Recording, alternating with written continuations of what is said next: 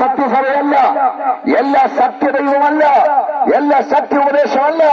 Bible എന്ന് പറയുന്നു, അതാണ് സത്യസഭ. യേശു ഒരിക്കൽ പറഞ്ഞു, ഈ ജനം ആഗ്രഹം കൊണ്ട് എന്നെ ബഹുമാനിക്കുന്നു, അവരുടെ ഹൃദയം എന്നിൽ നിന്ന് ദൂരത്തായിരിക്കുന്നു. മാനുഷിക കൽപ്പനകളായ ഉപദേശം അവർ പിടിച്ചിരിക്കുന്നത് കൊണ്ട് അവർ എന്നെ വ്യർത്ഥമായി ഭജിക്കുന്നു. ഇന്ന് പകൽക്കാലം ഞങ്ങൾ വിളിച്ചു പറയാം, യേശുവെ എന്ന് വിളിക്കുന്നുണ്ടാകാം, നിങ്ങൾ യേശുവിനെ സംബന്ധിച്ച് പ്രസംഗിക്കുന്നുണ്ടാകാം, യേശുവിനെ സംബന്ധിച്ച് പ്രസംഗം നിങ്ങൾ കേൾക്കുന്നുണ്ടാകാം. പക്ഷെ യേശു പറയുകയാണ്, എന്നെ കർത്താവേ കർത്താവേ എന്ന് വിളിക്കുന്ന ഏവരുമല്ല, ആ നാളിൽ അവർ എന്റെ അരികിൽ വന്നിട്ട്, ഞങ്ങൾ നിന്റെ നാമത്തിൽ ഭൂതങ്ങളെ പുറത്താക്കി, ഞങ്ങൾ രോഗികളെ സൗഖ്യമാക്കി, ഞാനെന്ന് അവരോട് പറയും, ഞാൻ ഒരു നാളും നിങ്ങളെ അറിഞ്ഞിട്ടില്ല. അങ്ങനെ യേശു തന്നെ പറയുകയാണ്, നിങ്ങൾ ആദരം കൊണ്ടെന്നെ ബഹുമാനിക്കുന്നു.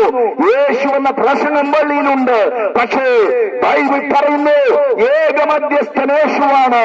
അതേ പുരോഹിതന്മാരും അതേ മധ്യസ്ഥന്മാരും അമ്മയെ ആരാധിച്ചും കൊണ്ട് അതേ അന്ധവിശ്വാസങ്ങളും അനാചാരങ്ങളും നടത്തുമ്പോൾ കർത്താവ് പറയുന്ന ഒരു കാര്യമുണ്ട്, നിങ്ങൾ ഹൃദയം കൊണ്ട് നിന്നകന്നാണ്, മാനുഷ്യ കൽപ്പനകളായ ഉപദേശങ്ങളാണ് നിങ്ങൾ ആചരിക്കുന്നത്. അതുകൊണ്ട് ബൈബിൾ വളരെ വ്യക്തമായി വിളിച്ചു പറയുന്നു, അതുകൊണ്ടൊന്നും ഒരു പ്രയോജനമില്ല. ഏകരക്ഷകനായ ഏക മധ്യസ്ഥനായ യേശുവിനെ ആരാധിക്കുക. വെള്ളത്തിൽ മുഴുകി സ്നാനപ്പെട്ട് വേർപെട്ട് ആത്മാവിൽ സത്യത്തിലും ആരാധിക്കുക, പരിശുദ്ധാത്മാവിനെ പ്രാപിക്കുക. മരണാനന്തരം നമുക്ക് ഒരു സാധ്യതയുമില്ല. മരണത്തിന് ശേഷം പ്രാർത്ഥിച്ചാൽ ഒരു പ്രയോജനവുമില്ല.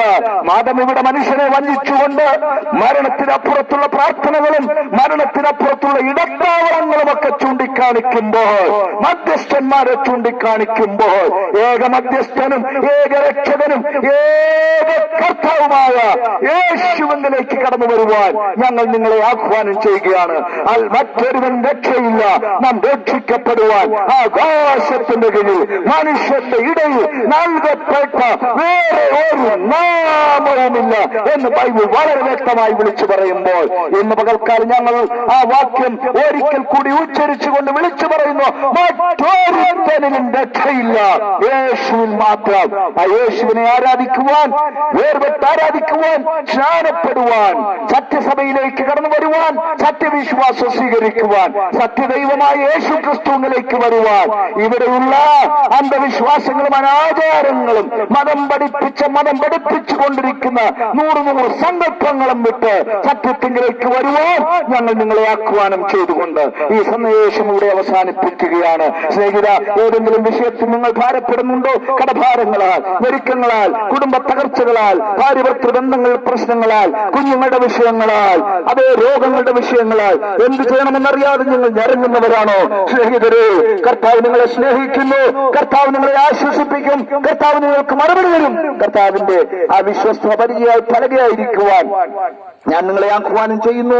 ഈ നിത്യരാജ്യം പ്രാപിക്കുവാൻ, ഇന്ന് മരിച്ചാലും സ്വർഗത്തിൽ ദൈവത്തിന്റെ അരികിലെത്തുവാൻ ഒരിക്കൽ കൂടി ആഹ്വാനം ചെയ്തുകൊണ്ട് ഈ സന്ദേശം അവസാനിപ്പിക്കുന്നു. ദൈവം നിങ്ങളെ അനുഗ്രഹിക്കുമാറാകട്ടെ. ആമേൻ.